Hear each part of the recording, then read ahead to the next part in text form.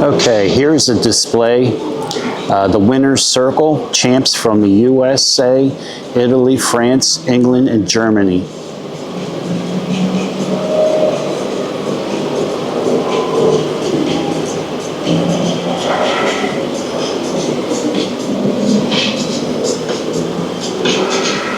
As you can see, this is a 1927 Nürburgring race.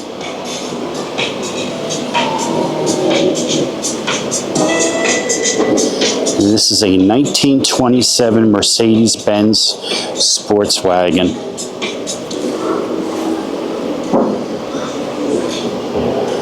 Inline 6-cylinder, supercharged, 6.78 liter, 180 horsepower.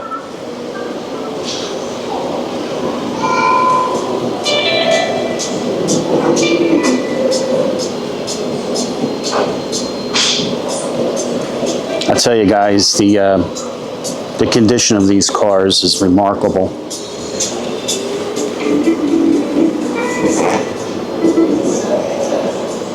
I mean, you're looking at some of these cars are over 100 years old. We're just getting there.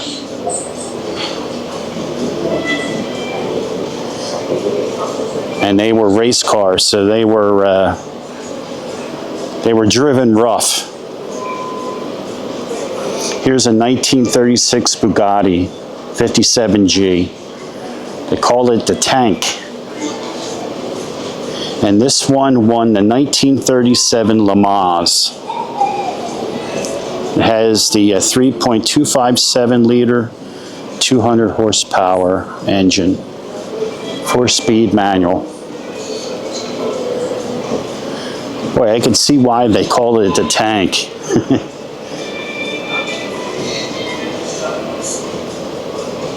Looks like they got like headlights on the side there, like one headlight. That's different.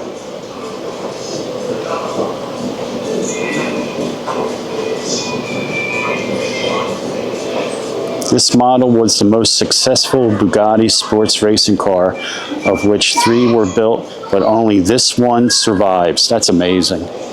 As a pure speed car, it set many records, but after acquiring lights and road equipment to become a sports car, it won every race entered, as well as handily winning the Le Mans in 1937. Wow. This is the only example.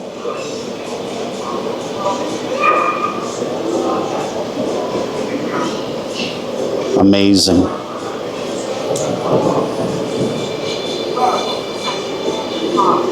And they have quite a few of the one-off, you know, like only one of, or, you know, 2 or 3 of. So they got some very, very rare cars here. Here's a 1938 Alfa Romeo 8C 2900B.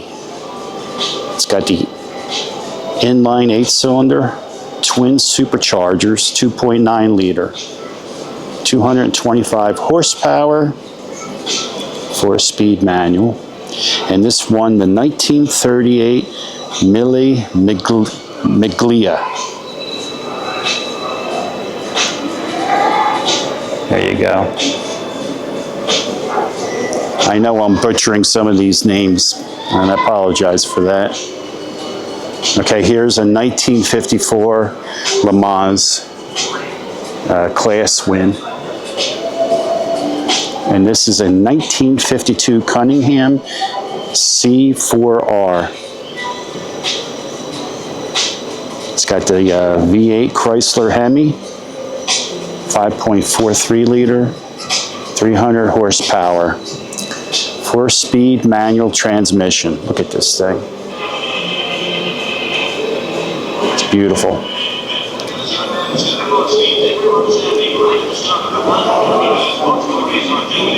Here's the placard for it if you want to read it.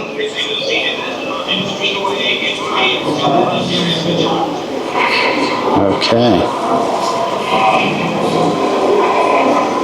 All right, this is a 1958 Nürburgring Winner. Okay. This is a 1958 Aston Martin DBR1. 4 of these cars were built for international racing, and they won the 1959 World Championship. Remarkably quick and easy handling, these cars continued to race in private hands after the company, satisfied with their 1959 victory, withdrew from the sports car racing. This car won the 1958 Nürburgring with Sterling Moss and Jack Brabham, later driven twice by Jim Clark at the Le Mans.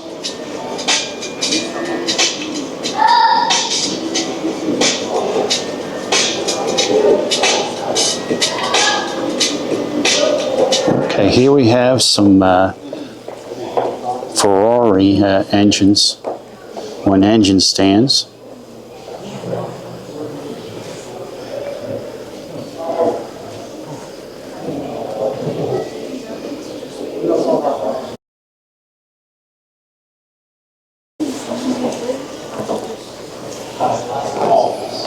Oh, that's where I was starting.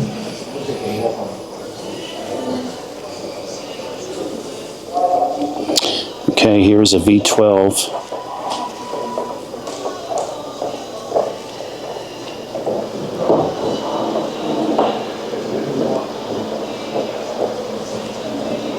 Very nice.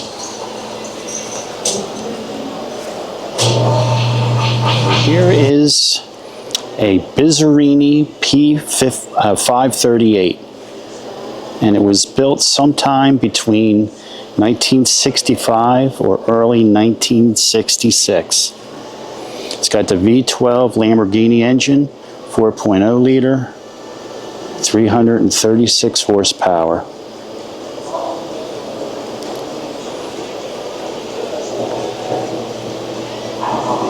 I never heard of this car, Bizzarini.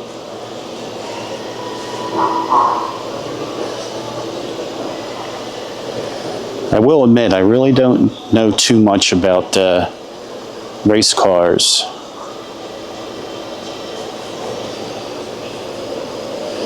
Okay, here's a 1933 Squirrel Roadster. Inline 4-cylinder, 1.49 liter. 130 horsepower. And here you can see Jay Leno is looking at the car, I guess with the owner.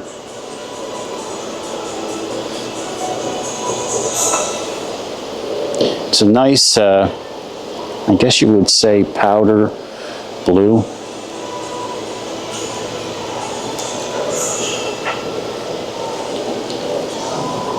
Okay, this is a 1936 DeLahey. I guess that's how you pronounce it. That's the information for it. The inline 6-cylinder, 3.2 liter overhead valve, and you're looking at 110 horsepower. This is a stunning car. It's beautiful.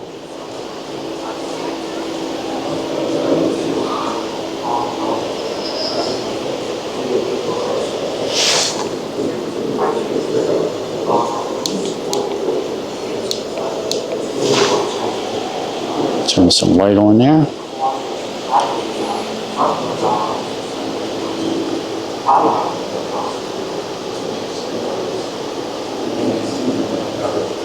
There's the interior.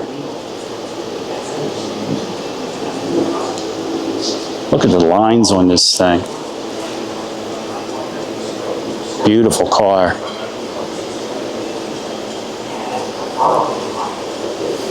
And here we have a 1936 Bugatti Type 57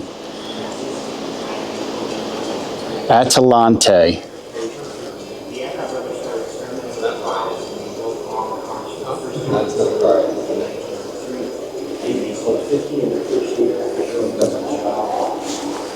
Beautiful car. It's got the inline 6-cylinder, 3.257 liter.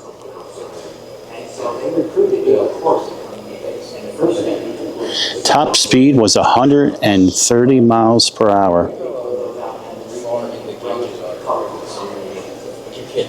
On a side note, Jean Bugatti was killed testing a Type 57 tank-bodied car on the day that World War II started.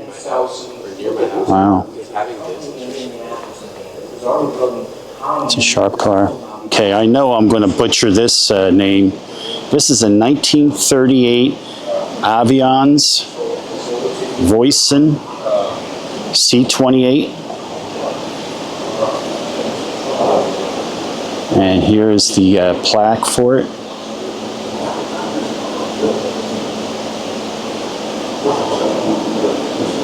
This has got the inline 6-cylinder, 3.3 liter.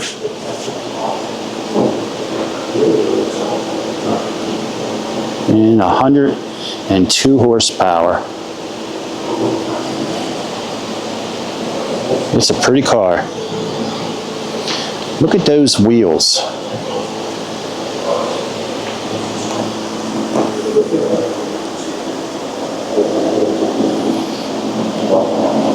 Interesting.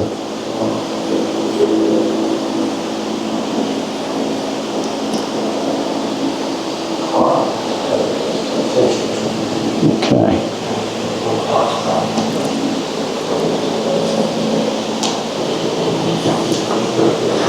Okay, here next we have a 1953 Jaguar XK120 inline 6-cylinder, 3.44 liter, 160 horsepower, 4-speed manual.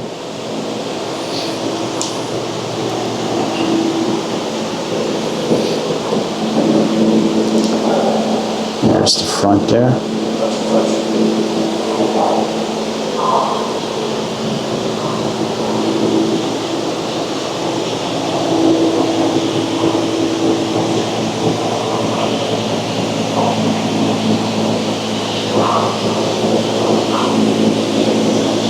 Okay.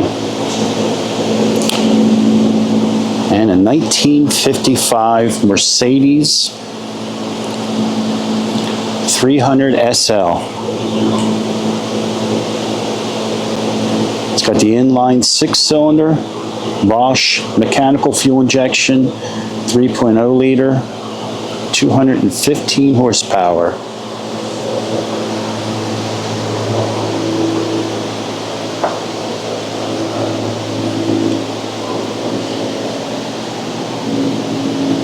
Look at that.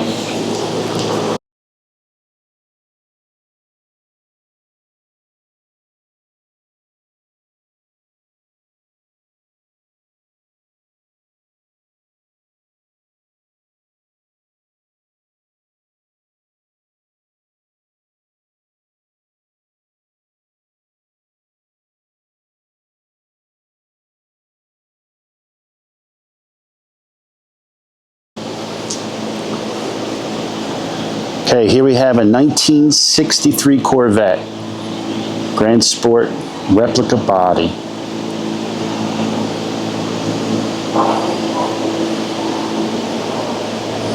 Got an engine and trans there.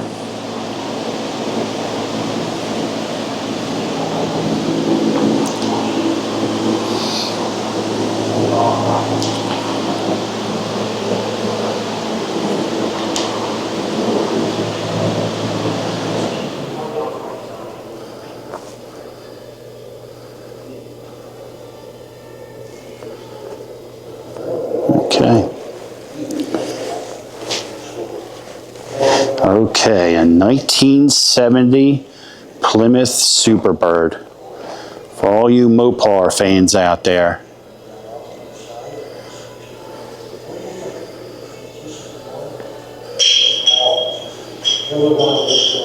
This has got the V8 440 Super Commando, 439.7 cubic inches engine, 375 horsepower, 480 foot torque. Wow.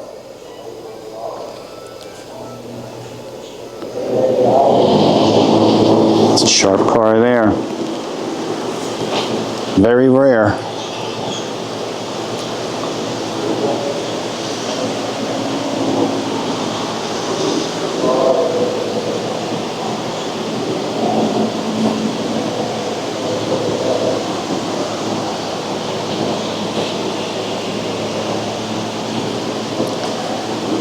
Plymouth added the streamlined front end and large tail to their Roadrunner model to help make this the first stock car to exceed 200 miles per hour.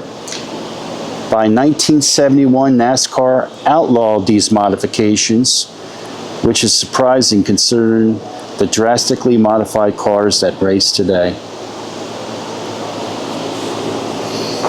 Yeah, they didn't want Mopar to win too many races, so they changed the rules.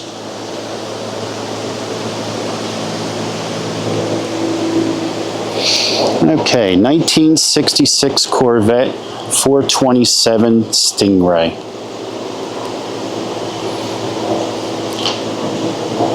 .425 horsepower, 460 feet of torque. This one's like it's a green exterior.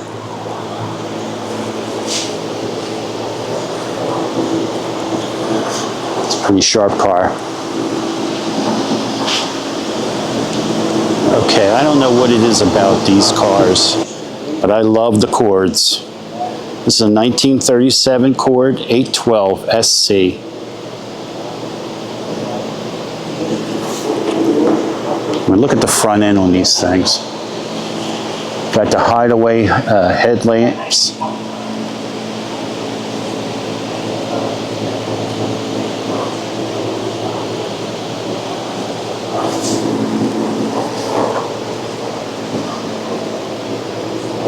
These things were probably way ahead of their time. This had the V8 supercharged, 4.73 liter, 190 horsepower, electric selector transmission. Interesting. The newer cars have that. And they had it all the way back in 1937.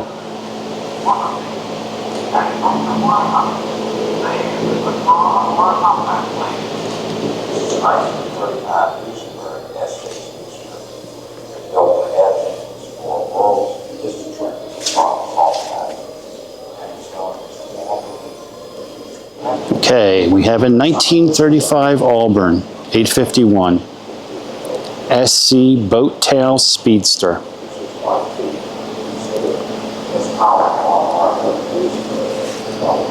It's got the inline 8-cylinder engine, 4.85 liter, 150 horsepower with the 3-speed manual transmission.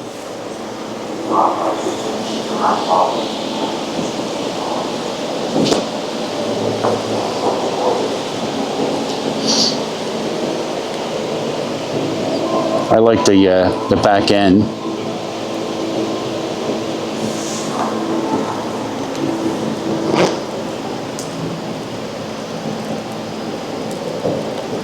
Try to get a little bit of the dash.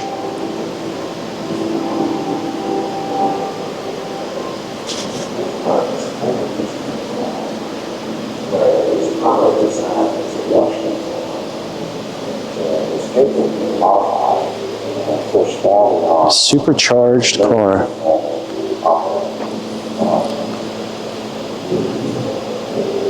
Beautiful.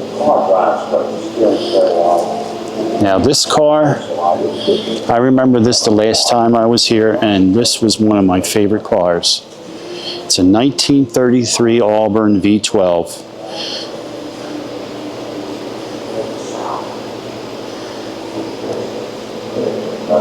It's a beautiful car.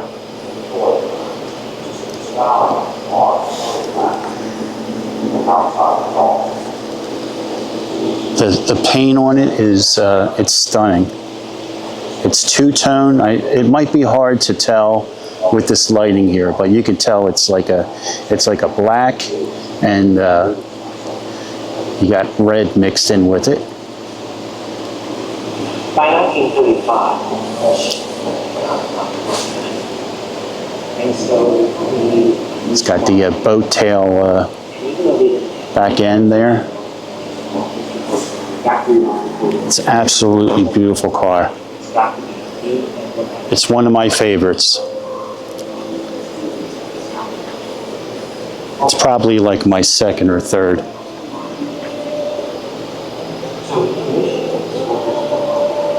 Beautiful.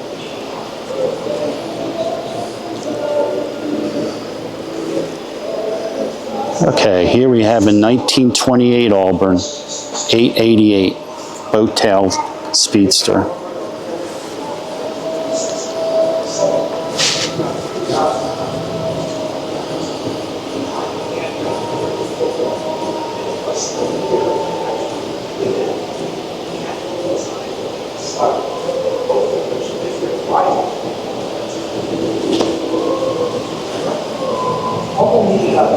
You can see the size of the headlights.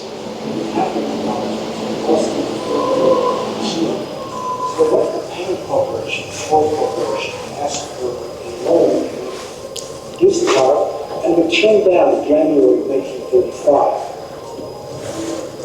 And so they made up Beautiful car.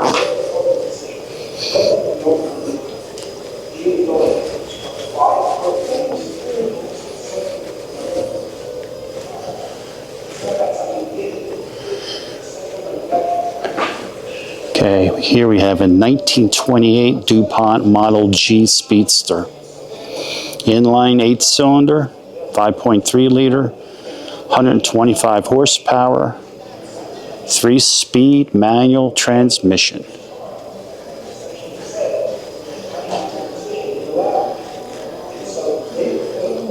Now this is a big car here. I mean, it's like a car on a truck frame.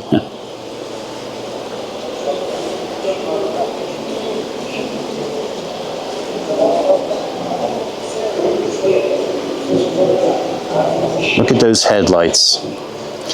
I guess those headlights, they had them on all the DuPonts. Huh? They're like cat's eyes.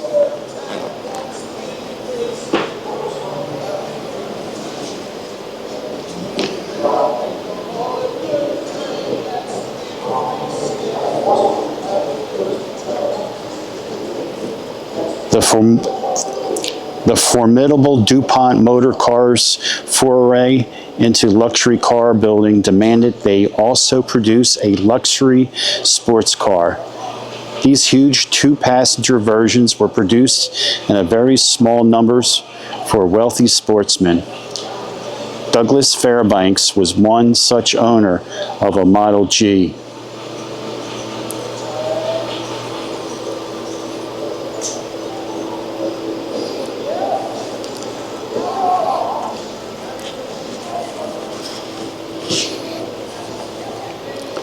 And here is a 1926 Kissel 8-75 Speedster.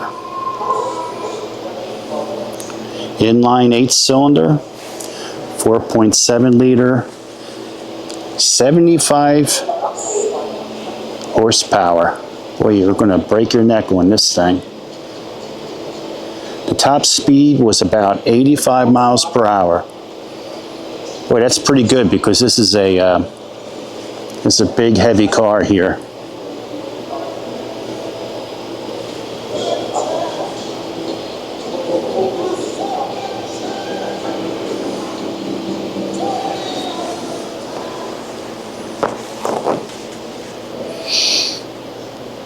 Okay, here is a 1922 Page Daytona 6-66 Speedster. Got the inline 6-cylinder, 5.43 liter, 70 horsepower.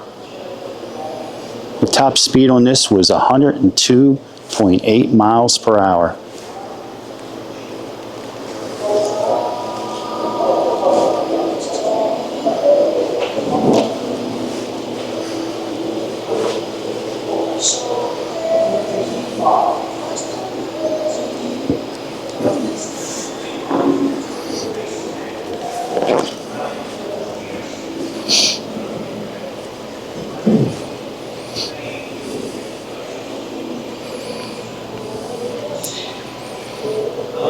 Okay, here we have a 1916 Oakland Model 38 Speedster.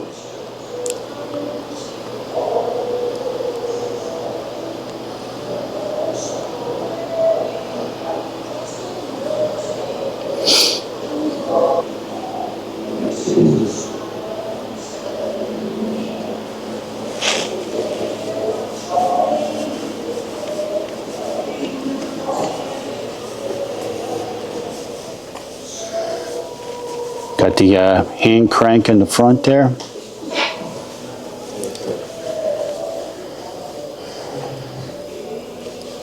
The engine produced 39 horsepower.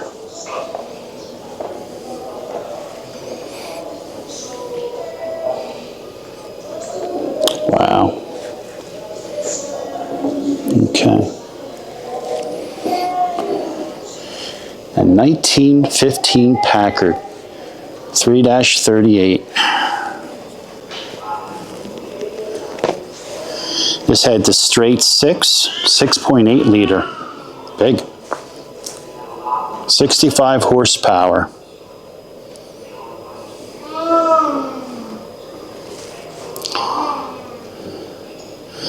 Packard claimed a 0 to 60 time of 30 seconds. Made it one of the fastest cars of its day. Boy, 0 to 60 in 30 seconds.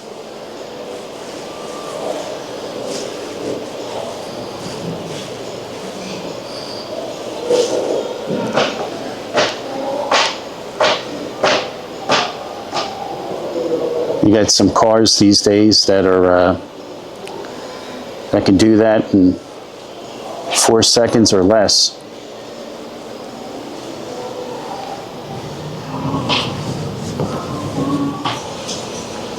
Okay, here we have a 1912 Hudson mile-a-minute roadster. Top speed was 60 miles per hour. Had the 3.7 liter inline 4-cylinder, which produced 33 horsepower.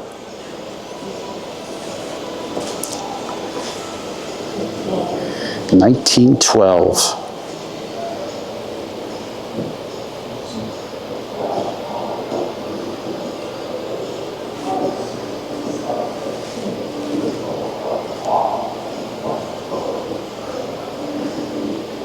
Just looking the way they had the brakes back then, mechanical.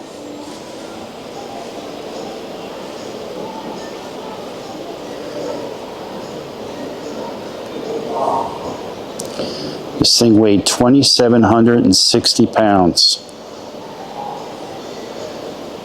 And with only 33 horsepower, you're lucky that you did make it to 60 miles per hour. Okay. Okay, here I'm in the Patterson Gallery, where they have some paintings from various races.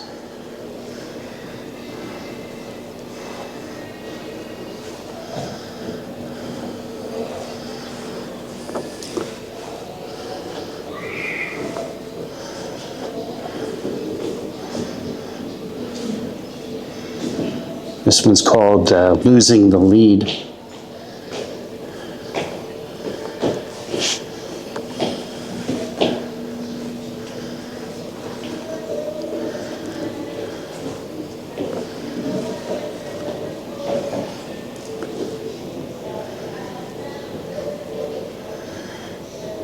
This one's called the Monaco Dome.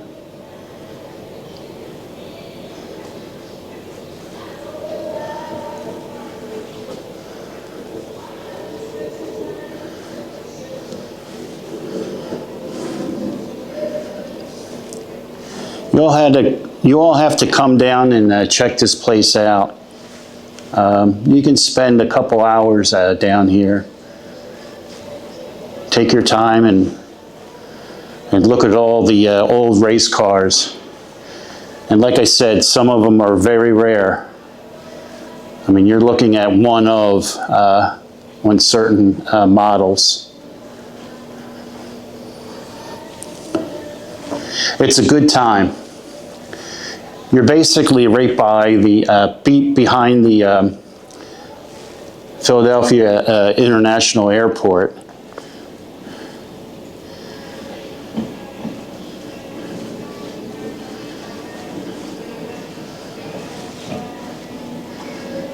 And they do have a gift shop here.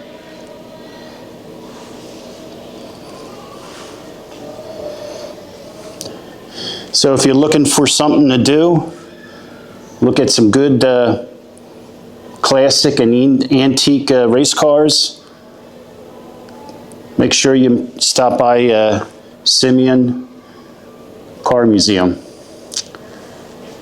Okay, thank you very much for watching, and tune in for some videos in the future. Thank you.